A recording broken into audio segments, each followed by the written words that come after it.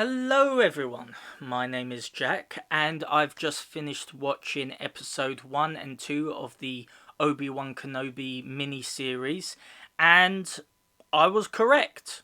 I was right. I was right with some of the predictions that I've predicted and it looks like I am on track to actually being correct about many of the other predictions.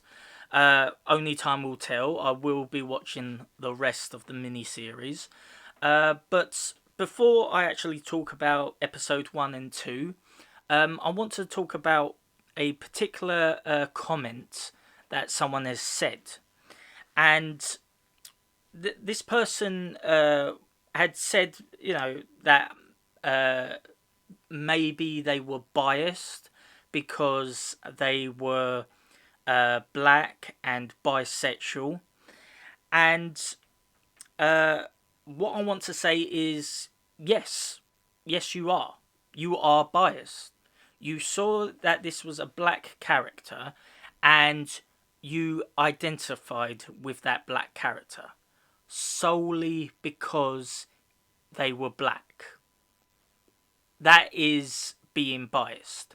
That is being biased on such a superficial level because you have literally said, it's a black character. I'm going to support it because it's like me. And there lies the problem. I am a straight white male, right? I'm a straight white male, something that a lot of feminists fear. But I'm a straight white male and I can relate to black characters, to gay characters. I can relate to female characters. I can relate to Sarah Connor from Terminator. I can relate to Ripley from Aliens. I can relate to Tom Hanks's character from Philadelphia, or Samuel L. Jackson's character from A Time to Kill. I can relate to all of those characters, whether they be gay, black, or female. It doesn't matter because they were good written characters. And this lies the problem. When you have people going and saying you're racist, you're sexist, you're misogynistic because you've gone and seen that they have got a token black character in the Obi-Wan Kenobi series, it is a problem because they only see it as if this is a black woman and you're just judging it on there being a black woman. And it's like, do you understand the time we are living in? We are living in a time where people are literally being hired because of their race or their sexuality, right? Just to emphasize this, for people who don't know, in Britain, we have a series called Doctor Who. Again, don't know if any of you know this, but they have introduced a character who is called Rose Noble, and it is a black trans woman, right? And to emphasize why it is quite, well, not even quite, it is very obvious that they were cast because of their skin colour and their sexuality. It is their second job. Literally, like if you look on their IMDb, they have only ever been in one other show, right? Which is, I think, called Time Stoppers or something like that. It's a gay show that I don't even know about. And then suddenly they are thrust into being a secondary character to one of the most popular franchises in the world, in the history of TV, and they've just thrusted them into it, obviously because they are trans, and it's also very obvious that they are going to work with the first black and most likely gay doctor, So it's quite obvious that they are just doing it based on their sexuality, their race, and their gender, rather than what is most important in film, TV, and all those sorts of things. And that is their talent. Their talent to actually make you want to watch the thing that they are a part of. So, rant over. Let me just get into the Obi-Wan Kenobi series. Good points. The conversation that Obi-Wan has with Uncle Owen, that is literally it. That is literally it. There is, you know, some things in the first season, but it's very superficial. It is literally the dangling of keys, you know.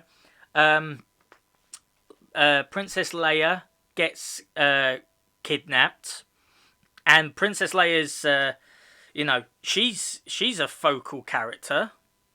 You know, fuck Luke Skywalker.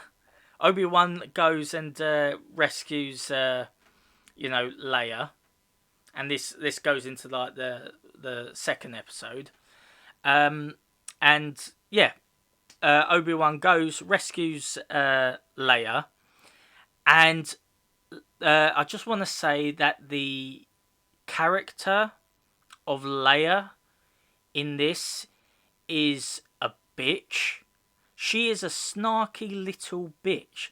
I'm sorry to say this, but if you have been kidnapped, if you have literally been kidnapped, you're not going to go around street vendors and like start buying gloves or whatever those things were, and have Obi-Wan Kenobi like pay for them. And she is a snarky little bitch. She literally says, oh, more like my grandfather, right? It's like nothing. It's like, oh, fuck off. It's really, really cringy with that character. If you have been kidnapped, you are going to be scared. If someone has literally saved you, you are not going to be talkative. You are just going to be like, well, where's my mum? Where's my mum? You're going to be hanging on to this person who has literally saved your life. You're not going to be running about looking at food, and just being very annoying. She is very annoying. There's also some scenes where Obi-Wan could have very easily grabbed Leia and said stop it, and then dragged her along. But nah, it just lets her go. Leia's running about, and then of course we come to this scene here that's on the screen, where the female inquisitor, who is seen as the third sister, kills the Grand Inquisitor. Now, I never said it in my review, in the review of the trailers, because I don't think I have, but I never said whether she would kill the Grand Inquisitor, right?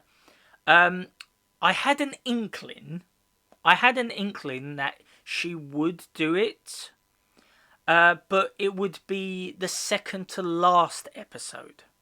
Like, she would have had enough of the Grand Inquisitor, killed him, took over as the new Grand Inquisitor, and that would be the second to last episode, and the last episode would be her as the Grand Inquisitor. No, they just killed the Grand Inquisitor straight away. And again, there lies the problem. You have literally gone and made a Star Wars character that was in Rebels and the comics, and you've just killed them. Just killed them. No problem.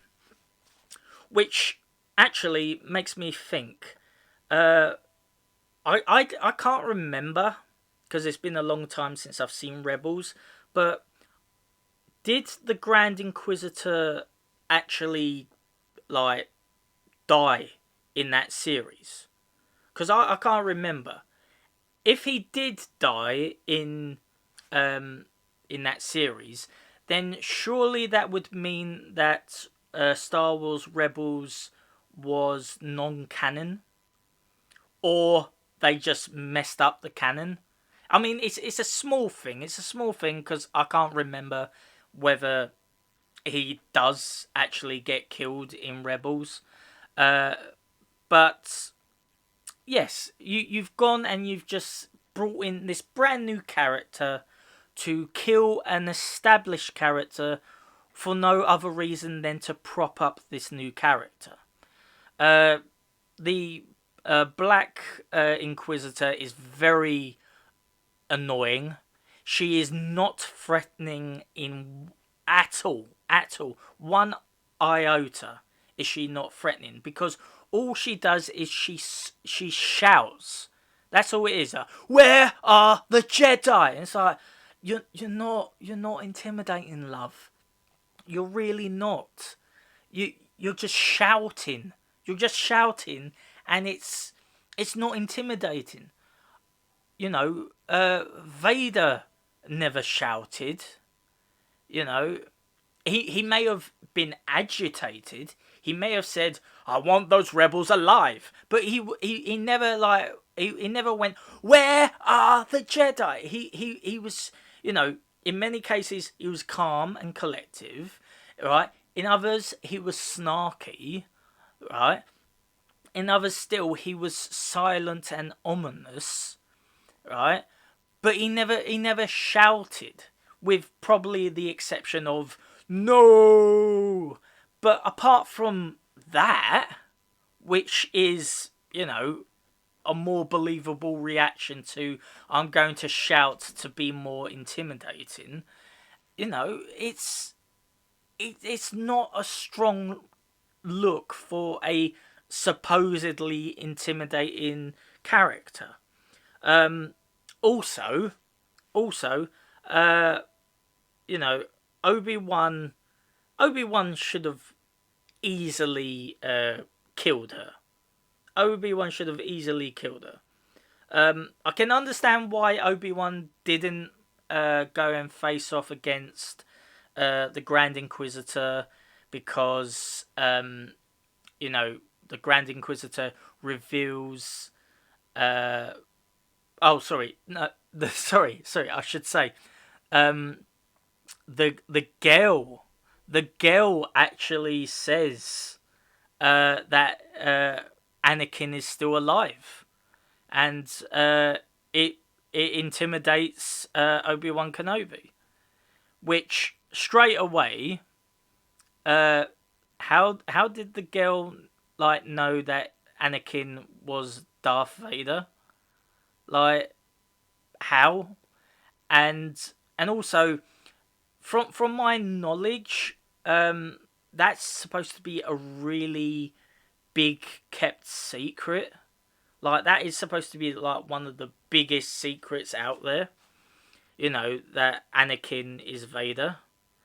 Um, what else? Oh yes.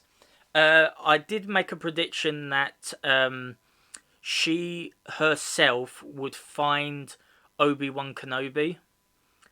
She would go find Obi-Wan Kenobi without the help of the Inquisitors. I was right on that.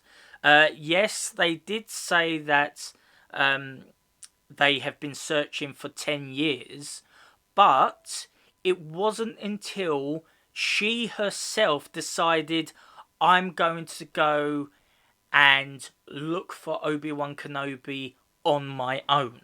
I'm going to do it my way rather than listening to the Grand Inquisitor. I'm going to do it my way. Alright? So, because of that, she miraculously gets Obi-Wan Kenobi to come and put him in a trap.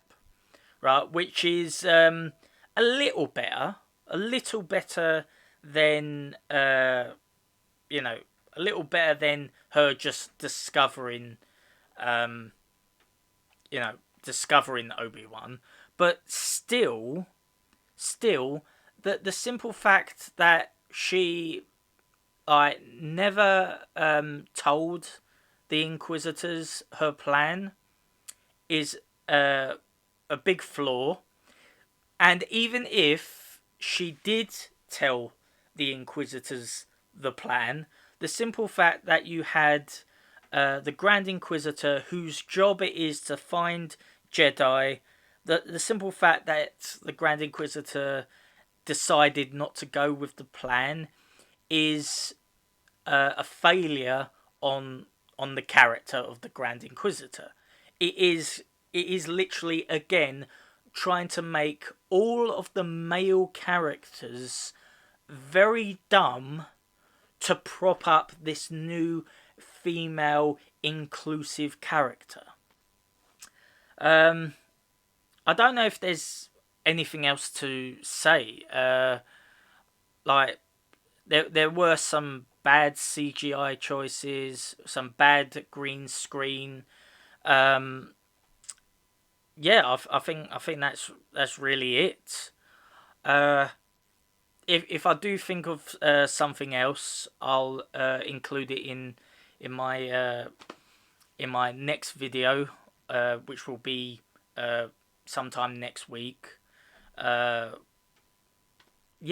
So if you like what I have to say, leave a like, leave a comment, subscribe if you want to see more of my stuff. And if you know of any stuff that I've missed, leave a comment, and hopefully I can include it into the next video to talk about it. Anyway, thanks for listening. Goodbye.